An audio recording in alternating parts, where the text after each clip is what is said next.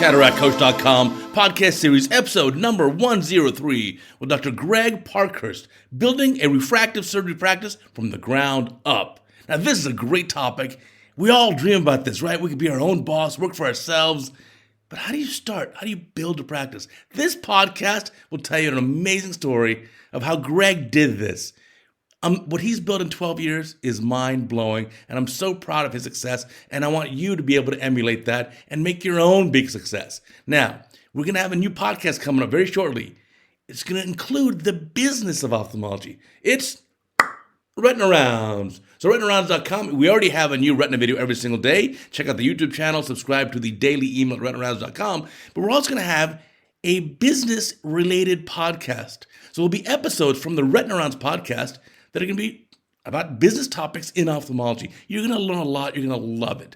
And our guest host there, Dr. Pradeep Prasad, is an expert at this with an MBA mid-career. And so he's going to teach you all those valuable lessons. So let's get on with the fun show here with Dr. Greg Parkhurst. Welcome back to our Cataract Coach podcast. Today, I have a very special guest. I got Dr. Greg Parkhurst, who started an amazing practice from nothing. And I want to get into the whole story of how did you do all this? How did you build this empire? So welcome to our podcast.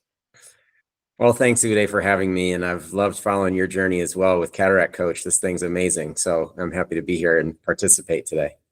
Yeah, we've had a lot of fun with Cataract Coach. Now, I got to admit, man, you've done so much and you don't have any gray hair. I'm looking, you got no gray hair. No gray hair yet. Although, my wife and I have been married for 23 years now. Wow. And she likes to tell the story that she knew me before I had any chest hair. And I do actually have a couple of gray chest hairs. I won't show you them, but that's okay, where we'll pass on those for now. But no, tell us your journey in ophthalmology. So how'd you get interested in ophthalmology? How did this all start? Where'd you go to med school? Where'd you do your training? Tell me. Sure. So, I was that kid at 9 years old. When somebody asked me, what are you going to do when you grow up someday? I said, I'm going to be an eye doctor. At 9? Yeah. So I grew up with bad eyes. I had myopia. So, I had to go to the optometrist, get glasses all the time. I absolutely hated my glasses as a kid, but I really liked my eye doctors. I grew up in a pretty small town, and the eye doctors sponsored our little league baseball team. And I was like, you know what? These guys in the community, they're cool. Looks like they've got a pretty fun job. And so they, my own doctors were kind of, what turned me on to, I want to do that someday. And then I just followed the path all the way through. So, even when I went to college, I was immediately pre-med and started volunteering with an ophthalmologist, as a sophomore in college. Wow. Really? And he took me on a mission trip to Mexico. And, we're doing M6 cataract surgery. And of course, at that time, I was just a college student. So I was just assisting, handing instruments. Sure. But that's what really solidified and hooked me that, this is going to be my path. Being able to see grandparents, oftentimes in the developing world, these older patients with, severe blinding cataracts bring their whole family, to the clinic. They'll be waiting in line usually for a long time.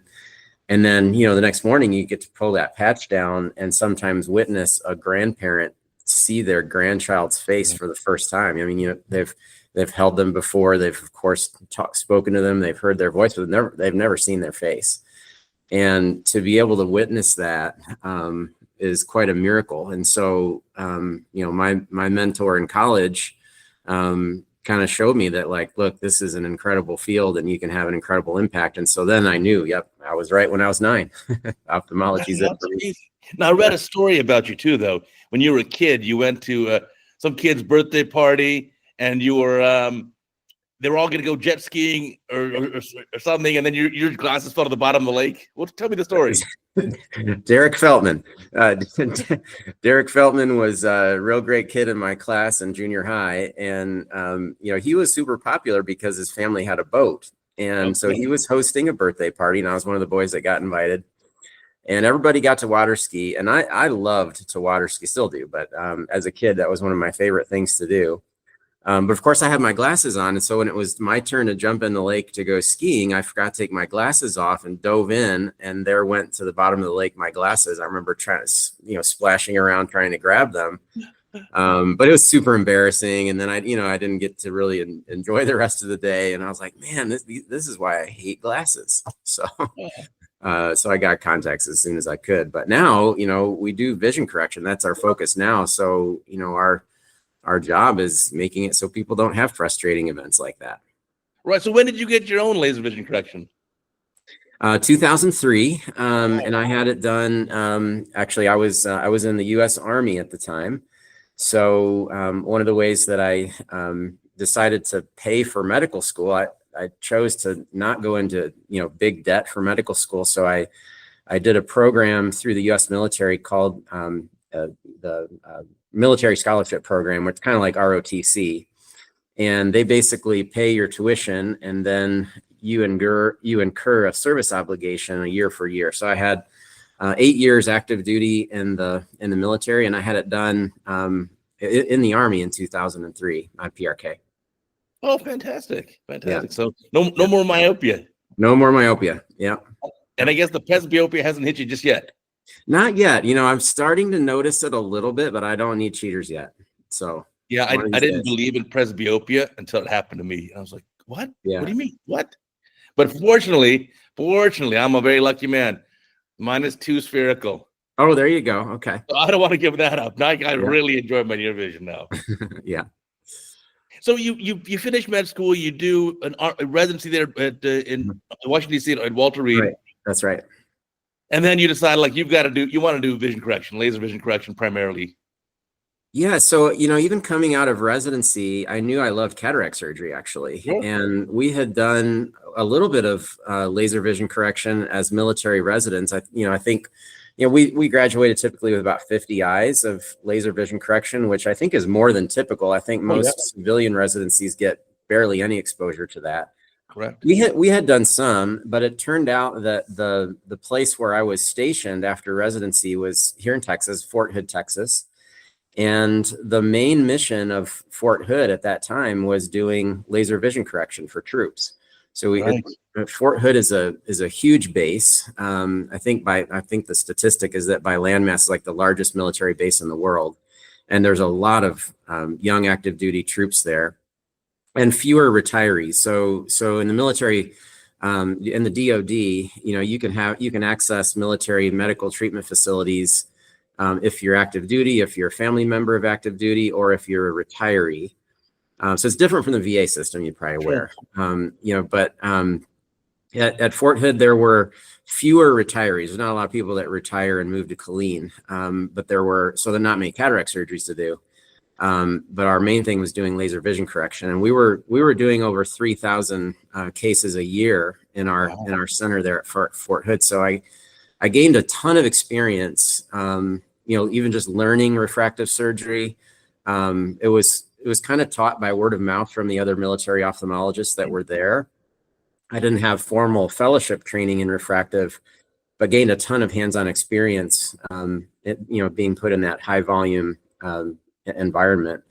So I loved it. And that's when I really realized there, just by repetition, that I really loved refractive surgery. And one of the things that was that I think a meaningful inflection point in my career was when we started doing ICLs. And the way that came about was, as I mentioned, we're at Fort Hood, and during that time there were wars going on with Iraq and Afghanistan. So we would frequently have service members call us in Texas from overseas, and they would say hey, this is my third deployment, and I'm not coming back again with glasses. So put me on the schedule. I'm going to be home in Texas for a couple of weeks. You need to do my laser vision correction. So I remember this one instance in particular. I was an Army captain at the time, and this happened with a command sergeant major, which is the highest ranking enlisted person, and a big, strong guy, older than me. And he came in, he's like, okay, we're doing my LASIK here. I'm getting ready to go back overseas. And I had to look at his corneas, and I realized he was -8 and his corneas were very thin. And I was like, I'm sorry, Sergeant Major, but you don't qualify for laser vision correction. Right. And I began to fear for my own life, because he feared for his, and I had to tell him no. Right. So we started looking for alternative solutions for, for people like that. And so I went to the Dominican Republic and trained with Juan Valle. Oh, great. Yeah. We had him on the podcast. Yeah. So Juan taught me how to do ICL. And then I brought that back to Fort Hood, and we started offering it to people who weren't candidates for laser vision correction for, like the scenario I just described, high myopia, thin cornea, but also even, abnormal topography, keratoconus.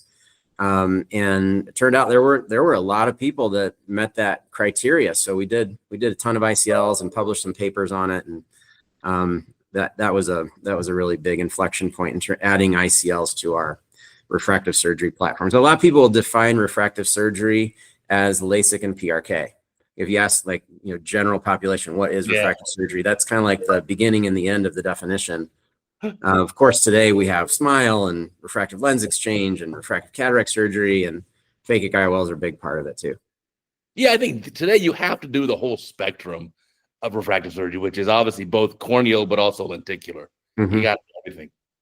Yeah, and they really go together. I mean, I think you need to be able to do both corneal refractive surgery and lens refractive surgery in order to do well at each of them. You need to be able to do both, because it's not rare we need to combine them even, or do laser vision correction enhancement on top of a premium IOL, for example. So yeah, absolutely, they go hand in hand. Yeah, so while that volume must have ramped up a lot, and obviously for the patients who are the military patients, that's covered for them, so covered benefit. Right. Yep. So they pay for it another way. Of course, they pay for it with their service and all the lots of different ways, but not in cash. And so there wasn't a financial roadblock for them to have surgery. So therefore, in the demographic fit, right? So people in their 20s and 30s are often ideal candidates for these types of procedures. There was no financial disincentive, and so for that reason, and job specific reasons why it's important. If you're knocking down doors or jumping in and out of foxholes, your glasses can get knocked off. You can't care for contact lenses in austere environments like that. And so for all those reasons, the line was always long outside of our refractive surgery clinic to do these procedures. For a patient who's, let's say, young, 25 years old, low myope, good corneas, good candidate for corneal laser vision correction, what's the preference there now mostly for the military patients? Is it PRK? Is it LASIK? Is it corneal lenticular? So, well, it's been several years since I was in the military. I would say that culturally, the most common procedure has always been PRK. Right. And I think that it's not necessarily because the physicians are always recommending it, but rather it's just part of what the troops have had. And so their buddy says, hey, go get PRK. That's what I had. So it's a lot of word of mouth and just culturally part of it. Early on, when LASIK came out, 25 years ago, there was some concern, would the flap stay stable at high altitude, at G-force, and, some of these different things. And, many ophthalmologists like Steve Schallhorn and others have done and published great studies showing stability at altitude and G-force. And so there's really very few reasons why a soldier couldn't have LASIK even instead of PRK. But still, I last I knew, PRK was still more commonly done. Military has been a real big leader in refractive surgery. Some of the most important studies have come out of there. A lot of SMILE is done and researched in the military population, and certainly ICLs as well. So it's really a cool environment, unique patient population, unique scenario where we can get great data to share with our colleagues and peers. In your own practice now, where you're in San Antonio, Texas, you have a very large practice, what's the kind of split of the patients coming to see you what percent will get, let's say, LASIK, what percent PRK, what percent SMILE, what percent phakic IOLs? Let's say your average patient, young patient, 20s and 30s. Sure. So today, the most common is still LASIK. Number 2 is ICL, and that's increasing. Wow. Yeah. Number 3 is SMILE, and number 4 is PRK. I had PRK. PRK works great, but it hurts, and the recovery is a little bit longer. And so just from a recovery standpoint, it's usually our last choice. We love ICLs. I've been using ICLs for a very long time. I've done thousands of them. My wife has them. Almost every doctor in my practice, either they themselves or their spouse has it. So we've done a lot of research in terms of figuring out how to size them well. And we love the benefits of ICL. The vision quality is fantastic. Now with the Evo modification, you don't have to do an LPI. Right. So the procedure is truly reversible, which gives patients peace of mind. Having any kind of eye surgery, but especially an elective one, Right. patients are sometimes fearful about, my vision's so important, of course. What if something were to go wrong, or what if there was something about it I didn't like? And so that peace of mind of reversibility and upgradability is something that resonates for a lot of our patients. And it doesn't aggravate any pre-existing dry eye, leaves the cornea otherwise intact, so that when it's time to make calculations for cataract surgery, there's no considerations about a post-ablation cornea. So for all those reasons, we've been big ICL fans for a long time. I would say that one of the reasons it's not number one even ahead of LASIK today is cost. Yeah. But so how do you get over that barrier? Because that's certainly a barrier. Because when patients see me, let's say there would be a good candidate for either corneal refractive, either LASIK, let's say, or they'll be a good candidate for the ICL. But the ICL is going to be like, gosh, in my practice, almost double the cost. Mm-hmm. Yeah, as when you own and control your own ASC, you have the ability to control that cost a little bit more. A lot of colleagues of mine, the facility costs to do it at a third-party ambulatory surgery center is so high that's one of the things that makes it cost prohibitive. But we're actually trying to shrink the delta between and the cost as much as we can. This year, we're actually tinkering with that a little bit. Cool. And we're finding that the smaller we can make that gap, not unsurprisingly, more and more people are adopting ICL. So it wouldn't surprise me that in the next couple of years, it even overtakes our LASIK volume as the number one procedure. Wow, interesting. And you also ramped up in your practice, of course, cataract surgery, because now, that's obviously part of the spectrum of refractive surgery. At what point, let's say for a refractive lens exchange, you have a younger patient, 50-year-old, plano presbyope, want something done. What do you offer? Yeah. Refractive lens? I would say that you just described probably the most difficult scenario there is. So for a plano sphere presbyope, right, who's 20/20 or better distance, and they've always seen like an eagle their whole life, their only problem is presbyopia, our most common recommendation is actually to do blended vision with LASIK.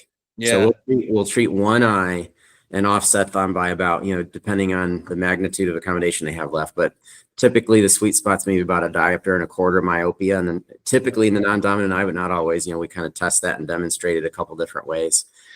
But I think you were leading me towards, doing offer an RLE in that environment. Yeah, because I've seen it here. I don't offer it. If you're a 50-year-old who's a plano presbyope, you've got great uncorrected distance vision, I offer what you're offering, which is LASIK in one eye to give you a little bit of a monovision or blended vision.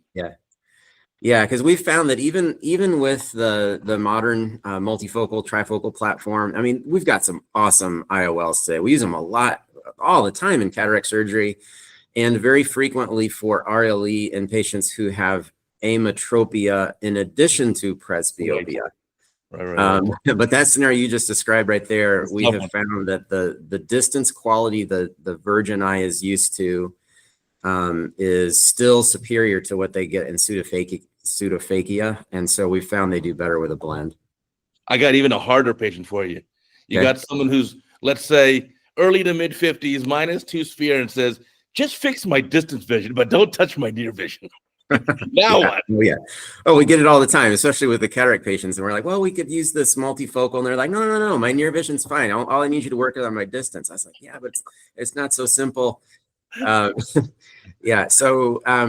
we have good success using trifocal IOLs in those patients. So we've, for the last several years, our most common lens has been Panoptix. More recently, we're really liking Odyssey and Envy as well. So, it's great to see multiple IOLs kind of coming into the space, because I think the competition, rises tides for all the boats, and just all that innovation just creates better and better lenses for our patients. Yeah, for sure. I love seeing the other lenses available today, and honestly, I think all three of those are very good lenses. Yeah, I want more options, not fewer. So if you Mhm. keep bringing on the options, I'll take them all. Yeah. We can Yeah, tailor. so, yeah, we've had good success doing a refractive lens exchange in a low myope presbyope with Oh, those IOLs. Yeah. yeah. Well, obviously the slam dunk one is the ones for like the higher hyperopes. Yeah. 50-year-old plus 3 or 4. That's like a very happy. Everything's better. There's essentially no trade-off. Right. Everything gets better. Like with the myopes, you have to talk about, like, there's some trade-off here. Right. You're going to be gaining dramatically better distance vision. You might give up a little near. You're going to see some rings and halos. There's no doubt about it. We have little cards that we use that demonstrate halos around headlights. Okay. And we have patients initial next to that drawing that demonstrates we've talked about that ahead of time, and we say you will see them. It's not maybe. We say you absolutely will see these. Right. But what we found is that most people neuroadapt, and by 6 months, it's extremely rare someone asks for the lens to be explanted. So that coaching ahead of time gets past that side effect issue. But I think the quality of the near is actually really good with all three of those lenses I just mentioned. For sure. And in your practice, you're also bringing in now, you're doing more glaucoma work, and you even have an oculoplastics colleague. We do, yeah. So Brett Davies is a military colleague of mine as well. He's still active duty in the U.S. Air Force here in San Antonio. He runs the residency there, and part-time, a few times a month, he's able to come over and do some part-time work with us, oculoplastics, and he's been doing that for several years. So it's great having him. And then we do some glaucoma, not a lot. Most of the glaucoma we do is in conjunction with cataract surgery. So, like MIGS, and we're getting into iDose and things like that. And we do quite a bit of clinical research. So we've been working specifically with glaukos, has been the primary one we've worked with over the years with some of their various MIGS devices. We were involved in the Elios eczema study as well. So a few different MIGS, but I wouldn't say glaucoma is our focus. It's usually kind of an adjunct to something we're doing when we're treating a cataract patient. Gotcha. Yeah, you offer an amazing spectrum of procedures there. And you also started an amazing fellowship. Tell me about your fellowship. Because we've seen a big change. Back 20 years ago when I did residency or more, it was just, there were these types of fellowships were high surgical volume, and like the full spectrum of truly refractive surgery just didn't exist. It was either do a cornea fellowship and mostly take care of corneal ulcers and do PKPs, or you just kind of had to learn LASIK on your own. Yeah, that's right. So I think that you're absolutely right, that if you wanted to get a fellowship in refractive, the avenue to that was to do a corneal fellowship. Right. And oftentimes the refractive piece of that, as you just mentioned, was relatively little. It's probably like 90% cornea and 10% at best refractive. But there's a huge need for training in refractive surgery. And I actually think that we're only scratching the surface currently of how much refractive surgery we could be doing, as a profession. And I think that one of the limiting steps for growth has actually been robust training. There's a lot of nuance to refractive surgery. There's all these different procedures. And in my opinion, it's insufficient to do a weekend certification course and get an eczema laser certificate and all of a sudden say like, oh, I can do LASIK now. That's not an expert. So I think you really need to have robust training. And my fellowship is formally 1 year. I mean, you graduate after a year, but several of my fellows have chosen to stay on a second or even third year to gain more of the nuance around it. So I think it surprises people to learn, like, how could I possibly need to spend another year to learn refractive? I thought you could just do this with a weekend course, but there's a lot to it. And I really have loved training fellows. It's really the thing that gives me the most joy, I think, at this point in my career. So I'm doing way less surgery myself these days. It used to be that when I started, of course, I was doing 100%. I was doing it all. And then since I've brought on several fellows now, I've slowly, just decreased. So I'm only doing about 15% of the surgery in the practice today. And the fellow and my associate, Lauren Libfrein, does the rest. Well, that's great. Yeah. How many years have you been doing the fellowship for, or offering it? Just matched our 5th fellow. Oh, So yeah, I guess 5 or 6 years now. Yeah. Yeah. well, So that's great. It sounds like the fellows are getting amazing surgical volume during that year. they really are. Brett Mueller was my first fellow. And I didn't really know exactly what to tell him when we started in terms of like how much volume was it going to be. I just said what I think is you'll get to do as much as you want, and once you get tired, I'll do the rest. Like, it doesn't matter. I don't think there'll be a paucity of cases for you. But what I didn't know was how the patients and referring doctors were going to accept having someone else whose name wasn't on the wall like mine is.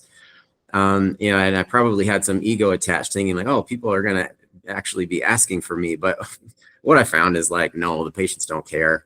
The patients trust you and your environment, and it was very easy to be able to have the fellows do it, and that's great for them. They get vast experience. It's fun for me. I enjoy the teaching and seeing them become very successful. So it's been great. I really enjoy it. That's fantastic. So, how did you start your fellowship? Your practice? You finished your training, and you said, Yeah. "Okay, I'm just going to hang a shingle." How did this all evolve? No, so I came out of the Army having had done lots of refractive surgery, and as a pretty young surgeon at that time, I was recruited quite a bit by the headhunters and recruiters looking for various practices that wanted to bring in a refractive surgeon. So kind of interviewed all over the place and tried to figure out where to land. And the first practice I landed in, awesome place, and really learned a lot about cataract surgery during my experience there. And it was a little tricky to fit the culture of refractive surgery in the business culture of refractive surgery into a very busy cataract practice that wasn't necessarily refractive oriented. And so spent a year there. And then after that, I ended up doing finally get formal training in a fellowship in refractive surgery with Steve Slade in Houston. Oh, fantastic. And the things that Steve and Rick Baker taught me were really more around the business development of how do you set up the business of a refractive surgery clinic? Because I already felt pretty confident in the clinical and surgical ability, decision making, things like that. But coming out of the military, I had no idea, what a civilian medical practice was like.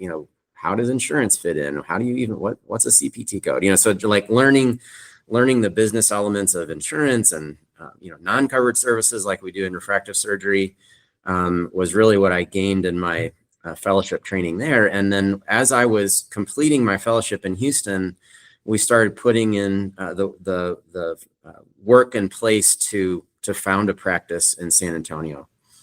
And I won't bore you or anyone listening with a lot of the details, but a lot of it kind of came together through word of mouth and maybe some divine intervention with some things that just kind of happened. There's an optometry school here in San Antonio called the Rosenberg School of Optometry. It's only one of 2 optometry schools in the state of Texas. Okay. And they recognized at that time there was a need for their school to start teaching the pre and post-op care of surgery more. Mm-hmm. And what they kind of realized is that as an optometrist, there's a lot of pressures. If you're just in the business of doing retail optometry, selling glasses and contacts, there was a lot of pressure with 1-800 contacts, things like Warby Parker. For sure. And so the school identified that they needed to transition to more of a service-oriented profession, and learning how to do pre and post-op care of common things like cataract surgery and LASIK was one of the ways that they could provide more of a service, less so retail. So they were keen to have an ophthalmologist that would be willing to teach pre and post-op care of the surgery, and we were able to come in and actually start the practice inside of the optometry school clinic. Oh, wow. We opened up in about 5,000 square feet, put a laser center in there, Now, I do want to clarify, I didn't and have not taught any optometrists how to do surgery itself. But we did think it's really beneficial for them to learn to not be afraid of these surgeries and know when to recommend them to their patients and know how to talk about the various surgeries beforehand and manage the patients postoperatively. And from a division of labor perspective, especially with all the demographics of our patients, we're going to really need ophthalmologists and optometrists that know how to work together and do really good quality co-management to deliver the outcomes to our patients that they expect. And so that's what we that's what we started doing. And there was also a large community of optometrists in our community that wanted to support this, and so referred patients for cataract surgery and research studies and refractive surgery, and that model kind of grew.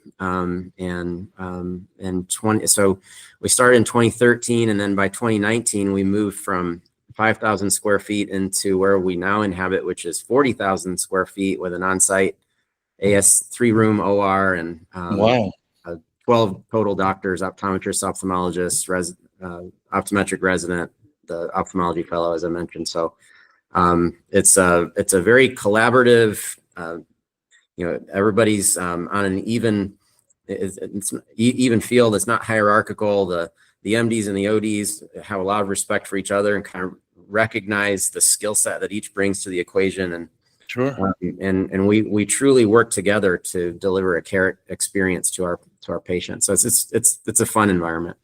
Well, it's amazing growth in about like a dozen years.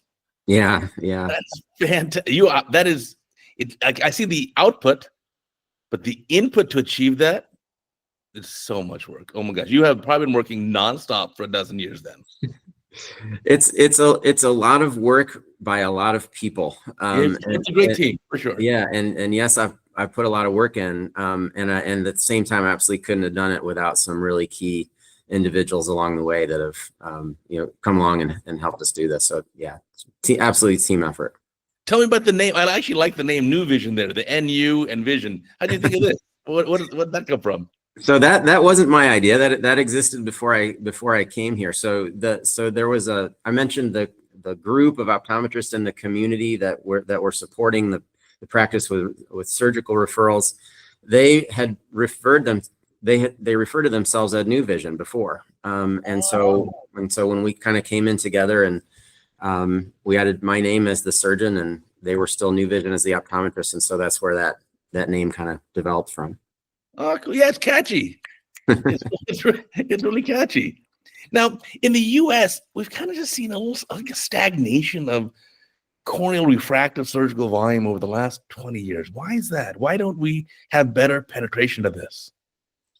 Gosh, I mean, I think that's a huge topic, Uday, and I think that there's many things that have led to that.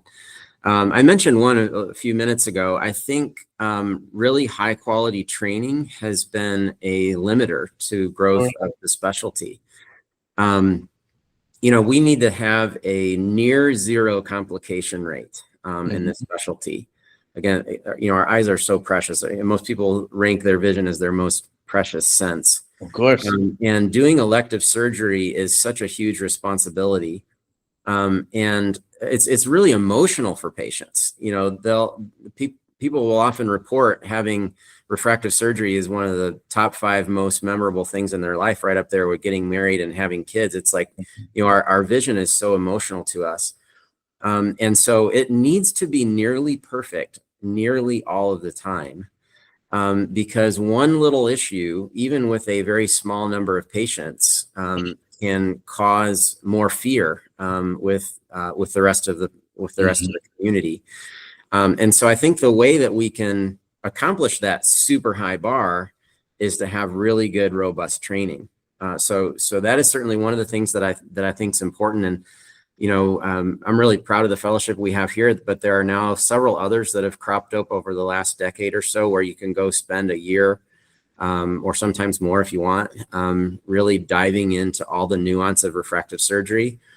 And a lot of it goes beyond the technical and clinical skill of procedure selection and, diagnostic interpretation, surgical technique. A lot of it, interestingly enough, is actually some psychology of Yeah. how to identify the right patients and how to give them proper expectations preoperatively, when to say no, how to manage patients that have absolutely treatable short-term issues postoperatively to keep them from getting really upset. So there's plenty of psychology that goes into the technical surgical skill. Because you would think that, like, for your own kids, when they turn 12 or something, when they may get braces to straighten their teeth out. And if they end up being myopic, then when they're 20 years old, they may get LASIK surgery. It seems so logical to just say, why not enjoy those amazing years of life without being burdened by glasses and contacts? Yeah, it's true. I mean, we don't often see patients in here that are, 18, 19, 20 years old. Although I did ICLs on my 18-year-old son this past summer. Well, there you go. So that, I mean, that makes your point right there. Like, it's like, if like, this is the time to do it. But a lot of people don't know that. So when we do see those 18, 19, 20-year-olds come in and they're like, hey, I think I'm ready for LASIK now, we're kind of like, I always tell them, I was like, you are the smartest person in the building today. Because most people don't realize this is the best age to do it. And surely you can have a great outcome at age 35, but you just wasted the last 15 years that you could have been really enjoying the benefits of this. So yeah, absolutely. I mean, I think that there's a lot of benefits to doing it, doing these procedures in younger patients.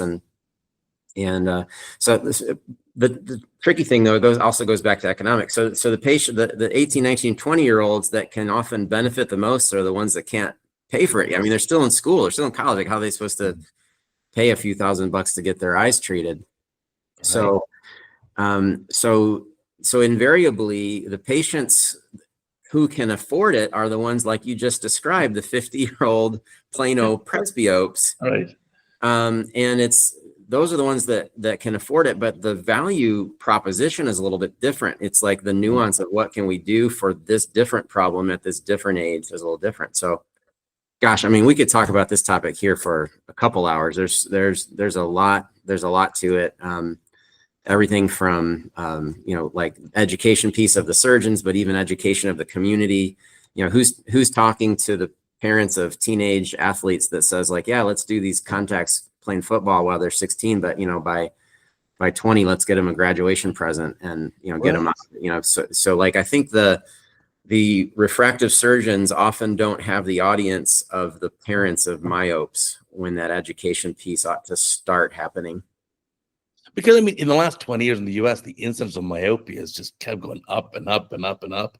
Now, especially where every 2-year-old you see, you go out to have dinner, you see a little 2-year-old playing on a phone, 2 years old, right? Yeah. So these are for sure, you get all that near stimulus, you're gonna have a generation of even more myopic kids. Yeah. There was a study published in Ophthalmology a couple years ago that projects half the world's population will have myopia by the year 2050.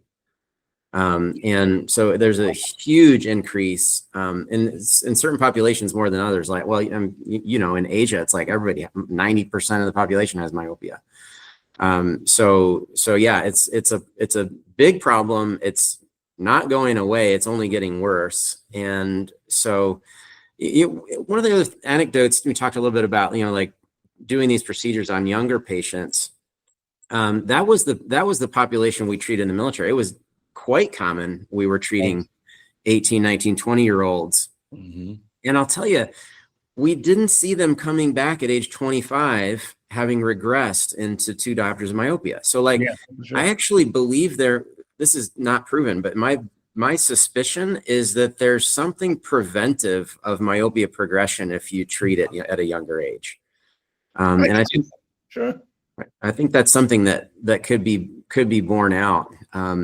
Because otherwise you'd think like, oh, there's myopia is still worsening up until early 20s. But we often don't see that in the young patients who get treated. No, for sure. But then even it could be a great college graduation present. If you want to even wait till you're 22 and you're done with your bachelor's degree, great time to do it. Because then, as you said, now you can enjoy it from 22 until like 48 or 50 become presbyopic of like a totally glasses-free lifestyle, which is which would be something amazing. But yeah, the crazy part is, we just haven't seen that increased volume.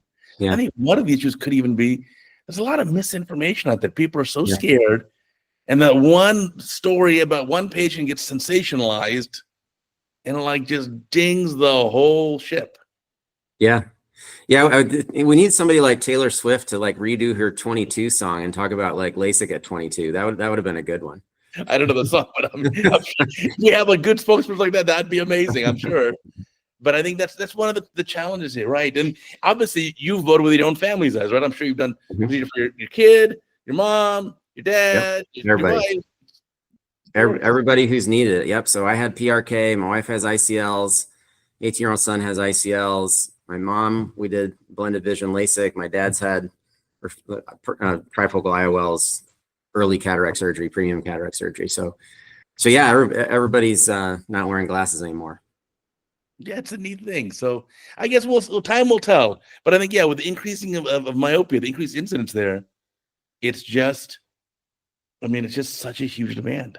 Mm-hmm. But I just know, even like me, I could do more volume now. So I certainly have bandwidth to do more volume. We just got to get the patients in the door and have them convinced of it. But it's not such an easy task. I think that part of it too is reframing the conversation of price to a monthly financed amount that's just switching, what you're spending on a monthly or yearly basis on your glasses and contacts, and just like switching that monthly or annual amount towards a financed procedure. And then the beauty is you've paid for it in 3 or 4 years usually, and then it stops. Because I think right now the patients often hear like the top line price, that's this big lump sum up front, and they're like, whoa, that's a lot of money. But when you think about it in terms of the financial savings that you get, because it's not like you're spending nothing on your bad vision now, you're spending money every month on disposable contact lenses and probably a backup pair of glasses or two. And so I think framing it so people understand that this could actually save them in the long run, instead of like, wow, that's a lot of money today, is again part of the psychology that's necessary, I think, for people to fully get it. I mean, it makes a lot of sense because if you're from ages 20 and beyond, you're going to be paying for the glasses, a couple pair a year. You pay for the contacts, maybe some solutions, whatever. It's going to add up for sure. And this is a one-time cost, but I like the idea of reframing it instead of saying, here's the big lump sum up front, which for a young person can be like daunting. Yeah. Say, no, it's just shifting the way you spend. And by the way, hey, you only got to do it for a couple of years, then it's paid for. Whereas the glass tonics you're going to do for decades. Yeah. Yeah. And then most of the Gen Zers and even millennials as well, like they're used to doing the prescription model for almost everything. Like same thing, think about like your phone. Like I have no idea how much my actual phone cost. Because AT&T just bundles it into my monthly amount according to my plan. I know the device actually costs something, but I don't know what it is. I just know what I pay per month. So same thing here. Yeah, that makes a lot of sense for sure. So hopefully we'll get more programs like yours, these newer type fellowships that are so refractive surgery focused. I know there's been a big push also, the World College of Refractive Surgery and Visual Sciences. That's a neat organization. Yeah. And that's, again, trying to have standards of this is what the standard of the training is. I think that should help too.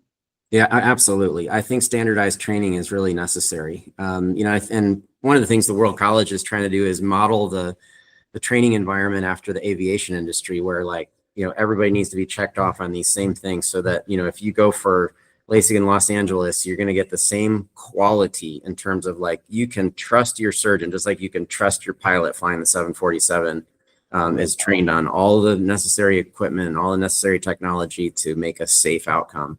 And that's something that we just really have not had in refractive surgery to date. Of course, we have board certification in ophthalmology, and our residencies are certified. But like, as we were talking earlier, when Brett Mueller looked at this a couple years ago, and the median number of laser vision correction procedures performed by graduating U.S. residents was 0. The median number was 0. Oh, for sure. Yeah, and the requirements, if you look at the ACGME requirements to graduate ophthalmology residency, is to perform or observe, and those two words are important, perform or observe 6 corneal refractive procedures, of which an LRI counts.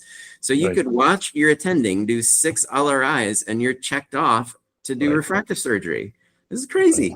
Like you need a lot more than that. So standards and training, I think, is going to be one of the things that'll really help. Allow refractive surgery to achieve its full potential.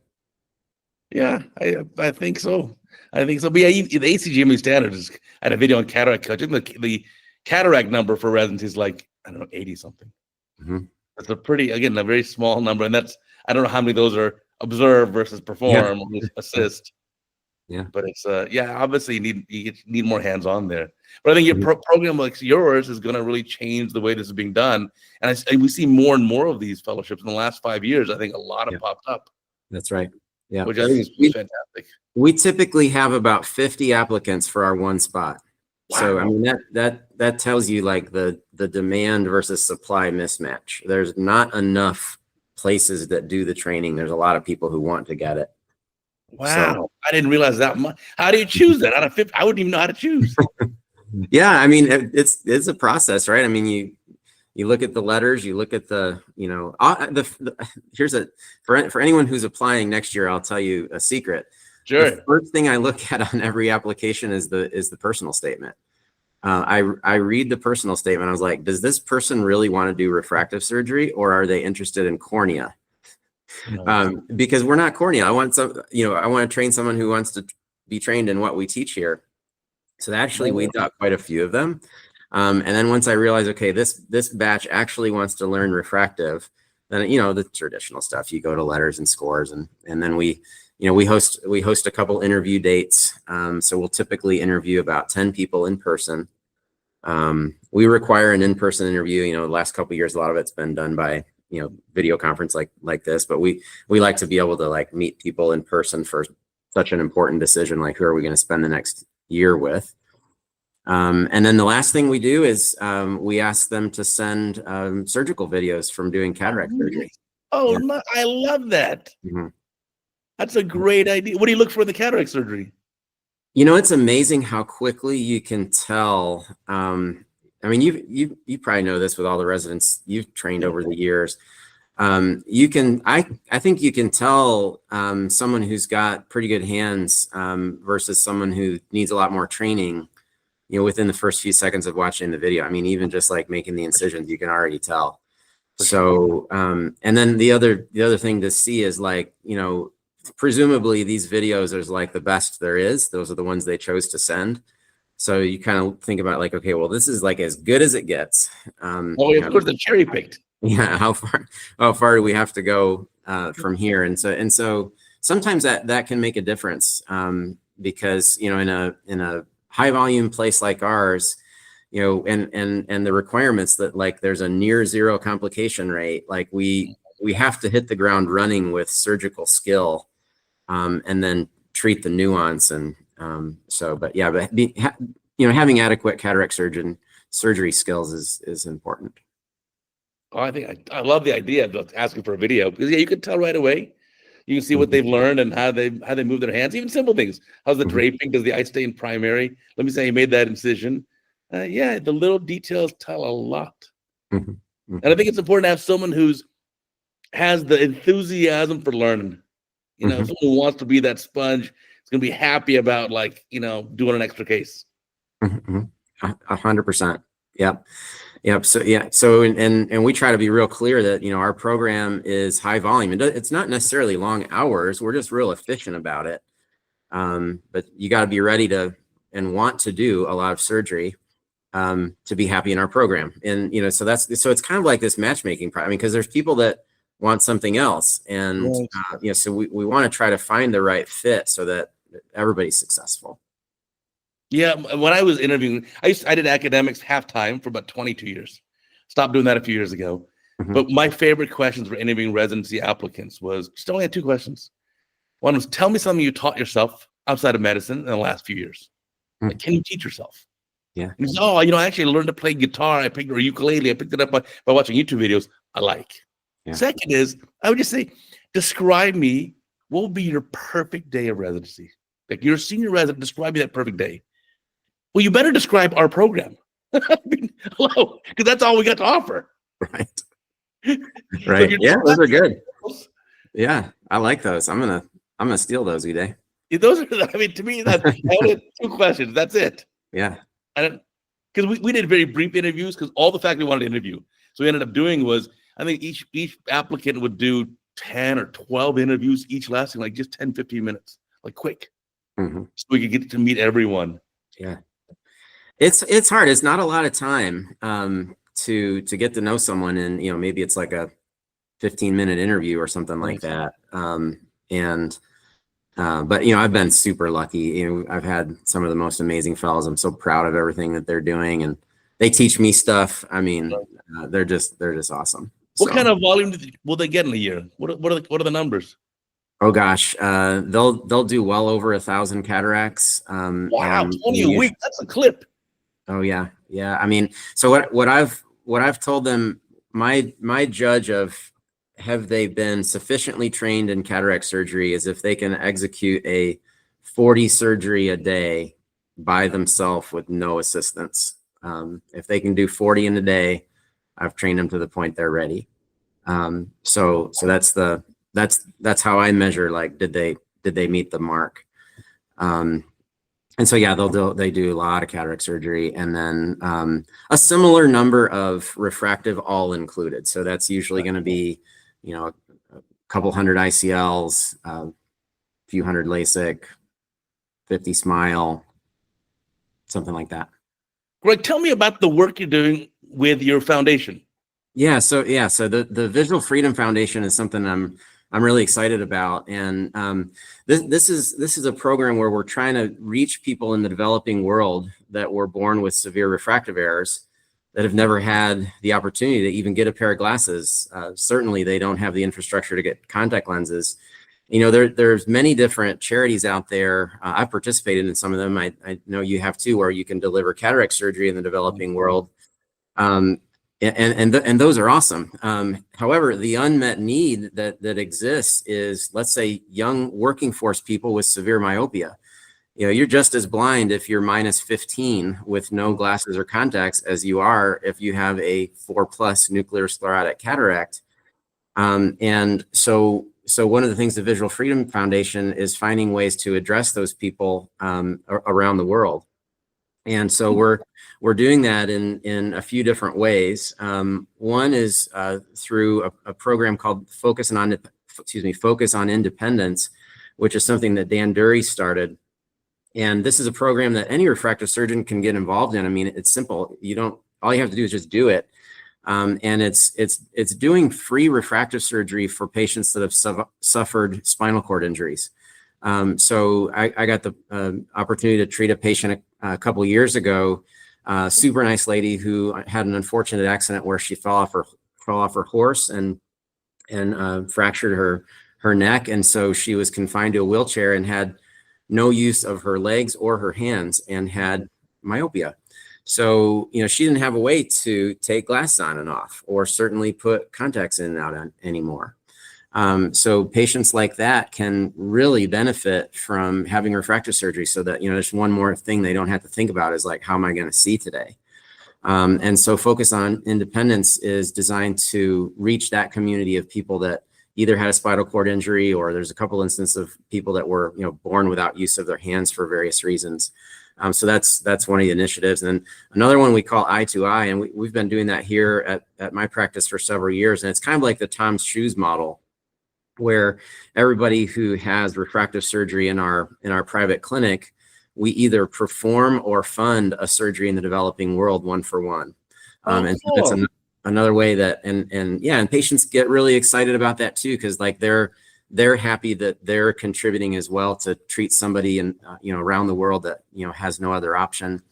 And we're also looking at ways to even build some clinics in parts of the world that haven't had infrastructure. So Visual Freedom Foundation is what it's called. You can find it online. We'll drop the link here. But we invite any refractive surgeon that would like to join with us, basically delivering refractive surgery to people in need and doing it pro bono. That sounds like a fantastic outreach. That is really great. Yeah, some people don't realize that. I didn't realize that cataract obviously is the very common worldwide cause of vision loss, but refractive error is even bigger problem. It is. Yeah, there's more people that are blind from untreated refractive error than there are from cataracts. Wow, and then you can, I guess, for these patients, you can offer the full spectrum, right? Whether it be ICL for the -15 or LASIK or even IOL surgery. Let's say full range multifocal IOL for the patient. You can, there's nothing stopping us from using any technology other than our time and our willingness to contribute. So so it's something that's really fun. Drop the link below. Yeah. Oh, that's great. Wow. Now, let me just switch gears for a sec. Talking about SMILE or corneal, lenticule extraction. Mm-hmm. I went to visit other surgeons in other countries. I was in Zagreb, Croatia, and I had a surgeon who just basically, for any myope, just doesn't ever do LASIK. Just all, and they're using different lasers that arguably we don't have here. They're using Schwinn lasers, which are amazing. Mm-hmm. Yeah, I mean, I think there are some limitations to not only the various platforms, but even what's open to us, through the Zeiss platform here in the U.S. The FDA has things that they can turn on over there that we can't turn on here. So there are some limitations in terms of how high you go, how low you go, how much SIL, dealing with cyclorotation. There's lots of considerations. It's a great procedure. And we've got so much amazing technology. It really is surprising that there's not more people having these procedures than there are.